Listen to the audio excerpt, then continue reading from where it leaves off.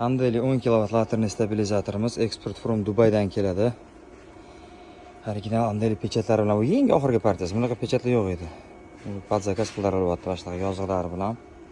Eng qizig'i bu yangi partiyamizda ikkita yonda kulleri bor zavodskoy, chap tarafda va o'ng tarafda. O'zi podvesnoy stabilizatorlarga kuller talab qilinmaydi. Tepasida juda teshiklik bor, havo aylanib turadi. Shunda ham qizib ketmaslik uchun mana shunaqa kullerli yangicha partiyalar zakaz qilingan. Kirish toki 250, chiqish 227. O'zimizni original Andeli mana bunaqa tok o'ynatadigan laterimiz bilan hozir tokni pasaytirib baland qilib ko'ramiz. Mana qaranglar.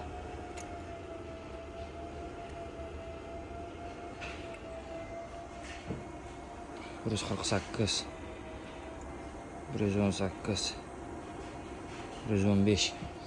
110dan 250 gacha рабочий диапазон, kirish 115, chiqish 218. Stabilni qilib beryapti. Tok stabilni. Ko'payib ketsa qizil yonida, kamayib ketsa sariq yonida. Original Andeli stabilizatorlarni olishda adashmanglar. Salkam 15 yildan beri xo'jayinlar olib kelishadi. Ishonchli, sifatli laterni stabilizator.